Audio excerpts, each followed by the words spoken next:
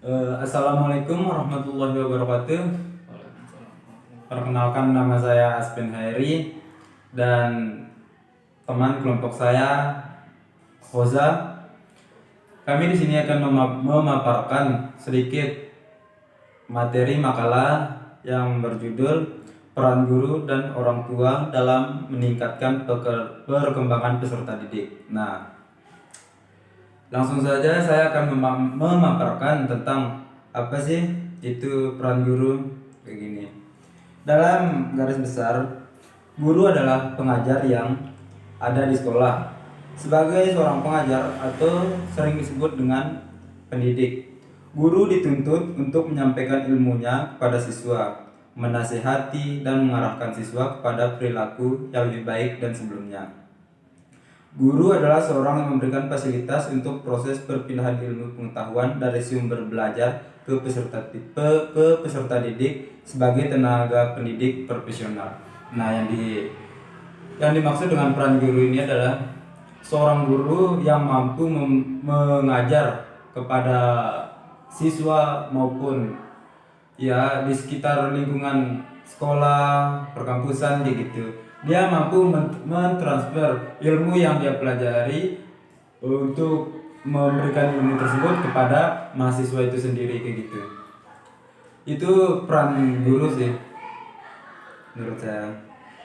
Nah, kalau pengertian peran guru, di sini guru mempunyai banyak sekali peranan yang harus dilakukan dalam proses pembelajaran dengan peserta didik. Nah, saya akan menyebutkan macam-macam peranan guru di sini. Yang pertama itu tanggung jawab. Yang kedua, wibawa. Yang ketiga, mandiri. Yang keempat, disiplin. Nah, di sini saya akan memberitahu apa sih arti dari tanggung jawab itu sendiri. Kayak gini. Tanggung jawab artinya seorang guru harus bisa mempertanggungjawabkan yang ia katakan dan apa yang ia lakukan, baik itu melanggar tuntutan sosial maupun melanggar norma hukum yang berlaku. Nah, kayak gini tanggung jawab. Guru itu kan kalau sudah memberikan ilmu kepada mahasiswanya itu sendiri, dia harus bisa mempertanggungjawabkan apa yang sudah diberikan. Apakah kalau ada yang protes kayak gitu, mahasiswa ada yang protes kayak gini, dia harus bisa mempertanggungjawabkan apa yang telah ia berikan kepada siswanya itu sendiri. Nah, di sini ada yang namanya wibawa. Artinya, kehadiran seorang guru di mana saja, baik di dalam kelas maupun pembelajaran ataupun di luar kelas, itu harus disegani karena memiliki integritas yang tinggi, kapabel dan kredibel. Nah, yang dimaksud dengan wibawa itu adalah guru itu kalau bisa kita anggap sebagai orang tua kedua kita di dalam sekolah, kampus kayak gitu. Kita harus menghormati. Jadi wibawa seorang guru itu sangat tinggi kayak gitu. Bukan kayak orang-orang biasa. Kita harus lebih menghormati kayak gitu supaya ilmu yang guru berikan kepada kita itu bisa lebih berkah kayak gitu masuk. Nah, di situ ada mandiri.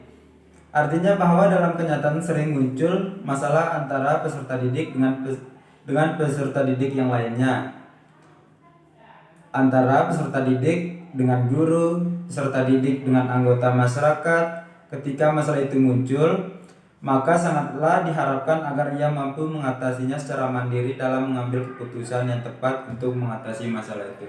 Nah, kayak gini. Contohnya ada konflik lah, bisa kita bilang konflik mahasiswa yang satu dengan mahasiswa yang lainnya. Mereka ini ada masalah, terus guru itu harus pandai-pandai menyikapi hal tersebut yang terjadi kepada mahasiswa itu sendiri. Dia harus bisa memberikan pernyataannya, yang mana yang baik dan mana yang buruk kayak gitu. Dia harus bisa menyikapi hal tersebut kayak gitu. Nah, di sini yang saya jelaskan tadi disiplin, yaitu dalam kesehariannya guru harus selalu menepati janji pada siswa atau orang lain.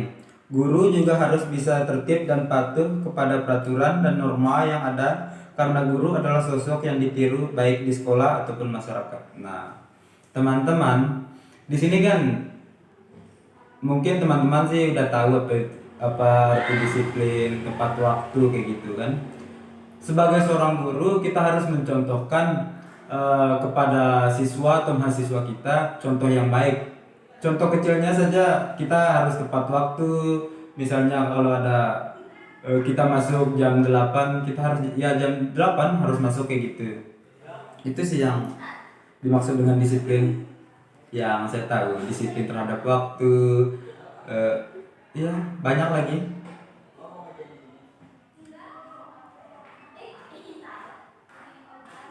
Nah, di sini juga dijelaskan guru sebagai mediator atau sumber belajar dan fasilitator. Di era sekarang ini, guru menjadi sumber belajar yang paling unik dibandingkan dengan sumber belajar lainnya. Tak dipungkiri, sebagai sumber belajar, murid bisa mendapatkan dengan menggunakan sumber lain seperti teknologi dan lain sebagainya. Nah, kayak apa ya di sini? Guru itu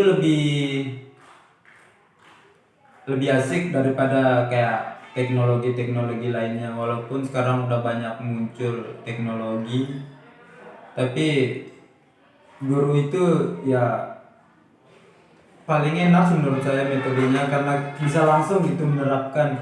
Kalau kita pakai HP kan paling penyerapannya di kepala kita itu nggak enak gitu, nggak langsung. Nah, di sini kan sebagai fasilitator, guru harus bisa mengembangkan pembelajaran menjadi lebih aktif. Pembelajaran yang seperti ini akan memberikan ruang yang cukup untuk prakarsa siswa, kreativitas serta kemandirian yang sesuai dengan bakat, minat dan perkembangan fisik dan psikologis peserta didik. Nah, yang dimaksud dengan fasilitator ini mungkin guru itu harus bisa lebih jeli lagi melihat kemampuan dari siswa-siswanya kayak gitu. Misal nih, ada satu siswa yang mempunyai bakat seni. Dia harus menyokong siswa tersebut untuk lebih bisa mengembangkan bakatnya itu untuk bisa ke jenjang yang lebih tinggi kayak gitu. Membantu bukan hanya di ruang lingkup kelas kayak gitu, membantu dengan metode materi kayak gitu. Dia harus bisa lebih jeli apa bakat-bakat dari siswanya itu sendiri kayak gitu. Nah, di sini juga ada yang namanya pengalaman. Mampu menjelaskan konsep dasar mengenai perilaku belajar manusia. Menurut David Kolb, belajar adalah proses penciptaan pengetahuan melalui transformasi pengalaman. Pengetahuan adalah hasil kombinasi antar pengalaman dan metaformasinya. Kalau pengalaman sih nggak usah kita jelaskan ya, teman-teman pasti udah tahu pengalaman apa yang udah kita rasakan. Misalnya nih kita belajar di suatu universitas yang bukan wilayah kita, itu sudah termasuk pengalaman. Pasti di saat kita melakukan belajar itu teman-teman selain di ruang lingkup perkuliahan, kalian pasti bisa merasakan pengalaman atau sensasi baru di sekitarnya gitu. Komunikasi, komunikasi itu sih ya kita berbicara, itu pandai-pandai berbicara gitu. Interaksi, nah kita harus lebih aktif kayak gitu, aktif kepada siswa. Interaksi kita. Refleksi, perenungan dilakukan agar peserta didik menyadari kekurangan dan kelebihan dirinya sehingga kompetensi yang dikuasai semakin mantap. Refleksi dapat dilakukan dalam bentuk kegiatan memikirkan kembali apa yang telah diperbuat dan dipikirkan untuk diperbaiki gagasan atau makna dan untuk menghindari kesalahan yang sama. Nah, itu yang dimaksud dengan refleksi. Nah, dan Di sini ada yang D. Oh, yang C dulu. Guru sebagai model dan teladan. Peran guru sebagai model dan teladan itu contoh bagi siswa. Setiap siswa menginginkan sang guru dapat menjadi model dan contoh yang baik bagi mereka karena sikap dan tingkah laku dari guru atau orang tua, tokoh-tokoh yang ada dalam masyarakat harus mencerminkan nilai-nilai dan norma yang sesuai dengan negara Pancasila. Nah, itu sih kayak apa ya? Guru itu model, guru itu panutan lah bagi mahasiswa. Apa yang dia berikan itu harus dicontohkan oleh siswanya sendiri. Kalau dia melakukan kesalahan, otomatis di mata siswa itu dia guru yang buruk kayak gitu. Ya. Nah, di sini ada yang D lagi. Guru sebagai motivator. Motivator bisa mendorong dan membangun semangat siswa untuk belajar dengan giat dalam proses pemberian motivasi. Guru bisa mencari tahu terlebih dahulu latar belakang yang terjadi pada siswa. Nah, itu kayak yang saya sebutkan tadi. Contohnya, kayak ada masalah nih. Masalah satu mahasiswa. Dia nggak mau mengikuti pelajaran satu kayak gitu. Atau pelajaran bahasa Indonesia lah contohnya. Dia nggak mau mengikuti pelajaran. Guru itu harus bisa lebih jeli mengetahui apa sih penyebab anak ini nggak mau masuk jam pelajaran bahasa Indonesia, kenapa dia nggak mau masuk kayak gitu. Mungkin guru itu bisa melakukan pendekatan kayak gitu, memberi motivasi juga bisa, apa kenapa, kasih tahu. Kalau nggak bisa kayak gitu baru kan latar belakang tadi sudah saya sebutkan, pasti itu latar belakang itu kayak apa masalahnya kayak gitu kan,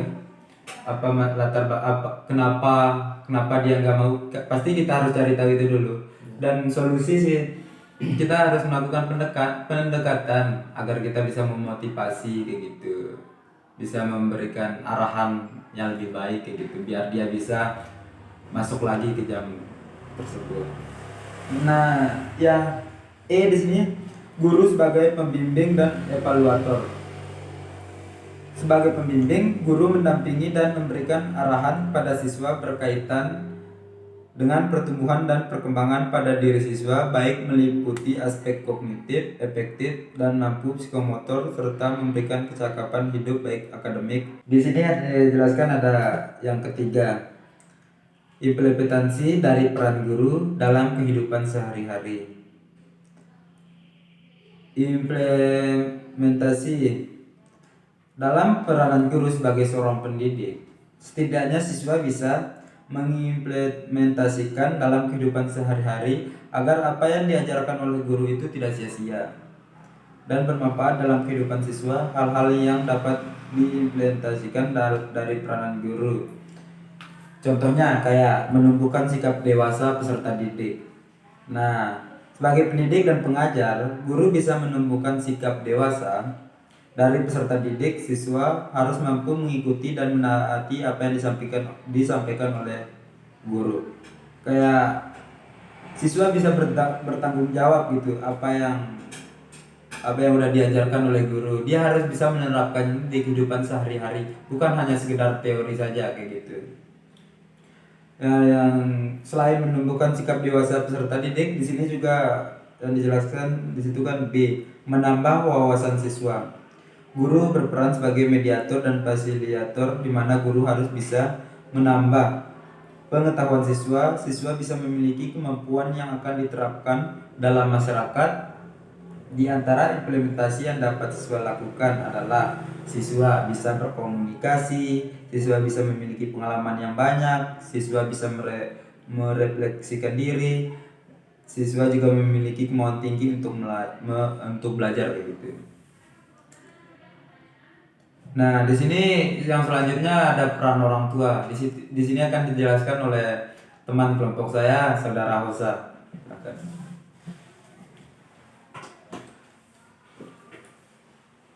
Ya, di sini saya akan membawa atau menjelaskan peran orang tua.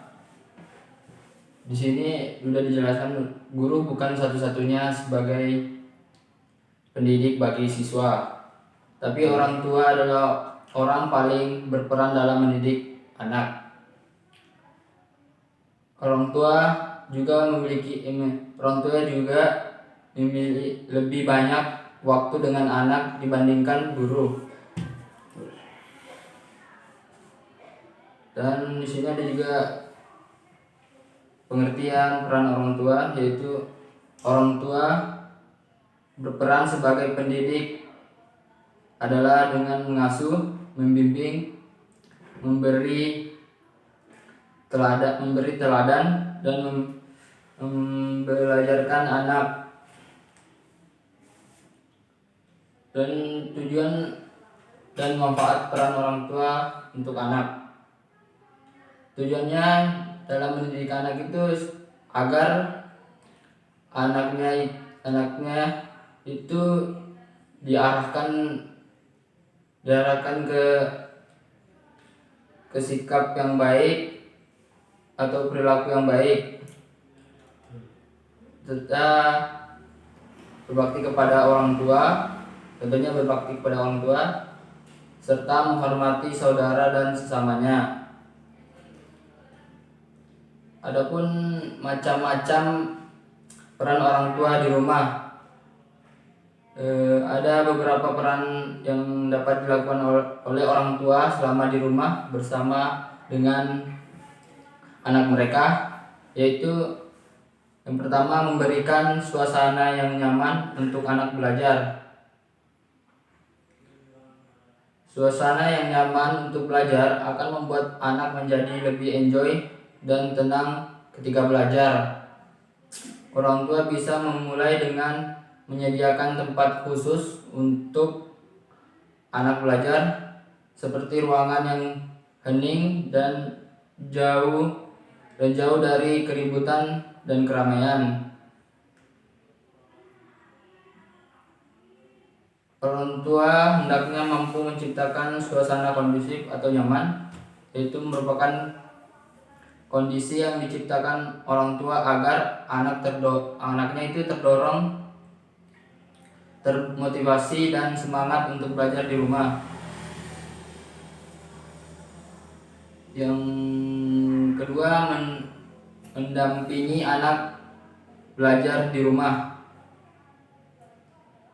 Selama proses pembelajaran dari rumah, orang tua senantiasa menemani anak, terutama untuk anak SD kelas rendah, karena mereka perlu didampingi, diberikan arahan serta dimotivasi untuk mau belajar secara serius, sesuai dengan arahan yang diberikan oleh guru di sekolah. Peran orang tua di sini sangat penting untuk memfasilitasikan anak dalam belajar, dalam mendampingi anak belajar dari rumah. Orang tua seharusnya memberikan pengasuhan positif yang berlandasan pada rasa kasih sayang.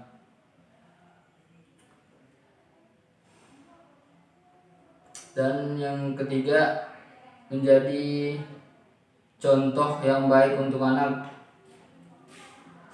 di mana orang tua di sini memberikan contoh yang baik untuk anaknya, seperti menghargai sesama orang dan menghormati orang-orang yang lebih tua dari kita. Dan itu seperti juga memberikan contoh saling tolong menolong sesama manusia dan saling memberi gitu. Nggak boleh pelit lah sama teman. Teman pasti tahu apa itu contoh baik. Iya, contoh baik. Contoh yang baik, bukan contoh yang buruk. Contohnya beribadah kepada Allah gitu. Iya. Mengajarkan anak untuk mengaji. Dan di sini ada juga membimbing dan menasihati anaknya. Dimana kan di sana biasanya kan anak-anak itu cenderung melakukan kesalahan, sepertinya merusak barang orang lain gitu, dan mengejek teman-temannya dan di situ orang tua bisa berperan untuk menasihatinya. Contohnya, nak jangan lakukan ini buruk gitu. Iya. Ini tidak disukai oleh seseorang gitu. Memberikan arahan. Memberikan arahan yang baik. Mengasih tahu apa yang buruk dan mana yang baik gitu. Ya. Di sini juga dan berkomunikasi dengan guru. Contohnya itu kayak saat anaknya itu tidak bisa berkomunikasi dengan gurunya, orang tuanya itu bisa langsung memberikan alasan kenapa anaknya gini, Iya. anaknya kenapa ndak bisa masuk atau gimana ndak suka, bisa memberitahukan kepada gurunya karena mungkin anaknya tidak suka sama gurunya karena galak. Nah, itu ada hubungan timbal balik. Iya, ya, timbal balik. Sama-sama penting nih. Sangat penting ya. Di sini ada 6 strategi yang bisa dilakukan oleh orang tua untuk berkomunikasi dengan guru mengenai perkembangan anak. Yang pertama, saling memperkenalkan diri sedini mungkin. Itu strategi komunikasi guru dan orang tua perlu sedini mungkin, maksudnya yaitu dilakukan dengan ibu mengantar si kecil di hari pertama sekolah dan berkenalan langsung dengan guru kelasnya. Orang tua bisa bertanya kepada si anak siapa wakil kelasnya dan kemudian meminta nomor yang bisa dihubunginya.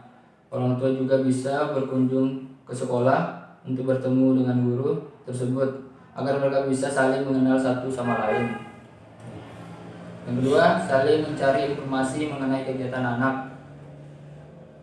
Memanfaatkan jalur komunikasi yang sudah tersedia dengan sebaik-baiknya untuk mencari tahu tentang kegiatan anaknya di sekolah dan berbagai mengenai kegiatan anak di rumah. Misalnya melalui buku komunikasi, grup kelas yang melibatkan guru kelas dengan tidak menghubungi di waktu mengajar dan di malam hari yang terlalu larut. Yang keempat, bersikap terbuka, di mana bersikaplah terbuka terhadap apa yang disampaikan guru mengenai si kecil dan juga jangan ragu untuk menyampaikan kepada guru kelas pengalaman ibu di rumah bersama si kecil. Di sini itu seperti menceritakan kegiatan anaknya di rumah, ngapain aja pas belajar gini, karakteristik anaknya gimana, dia seorang pepalu, dia jarang ngomong kayak gitu. Dan terus yang kelima, tunggu dulu teman-teman.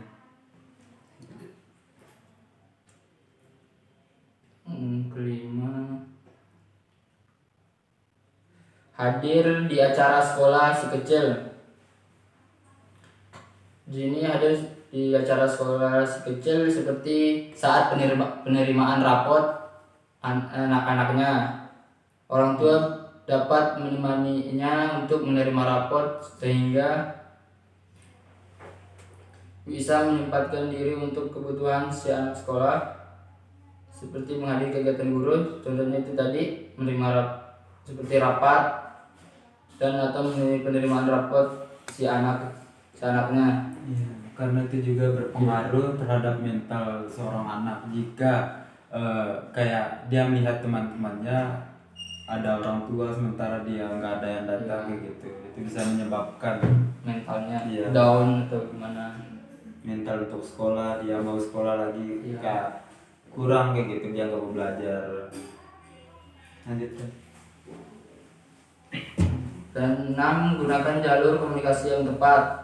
Misalnya daripada bertanya ke grup orang tua mengenai hal tertentu, sebaiknya sebaiknya bertanya langsung pada guru kelas. Jangan lupa untuk selalu menggunakan bahasa yang sopan agar strategi komunikasi guru dan orang tua dapat berhasil. Ibu perlu bersikap lugas, jangan selalu kaku sehingga komunikasi bisa berjalan lancar dan santai. Tetapi juga tetap sopan agar terbangun sikap saling menghormati antara guru dan orang tua.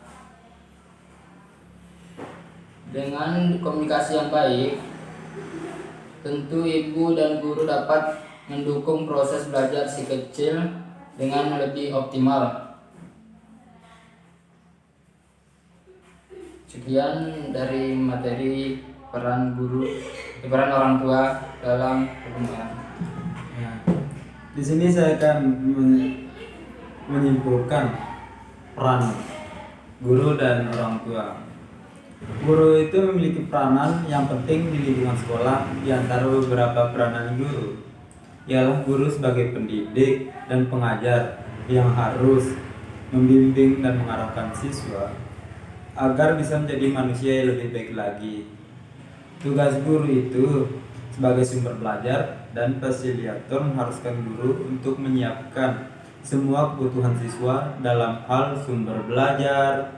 Peranan guru sangat dibutuhkan oleh siswa agar siswa dapat belajar lebih baik dari guru begitu. Nah, dan peran orang tua di sini sebagai pendidik di rumah pun sangat dibutuhkan oleh orang tua. Di rumah siswa menjadi tanggung jawab orang tuanya termasuk dalam hal belajar. Orang tua harus bisa membantu siswa untuk belajar dengan baik selama di rumah, mengajarkan anak hal-hal yang bermanfaat untuk mereka dan bisa menjadi orang tua yang dapat dibanggakan oleh anak.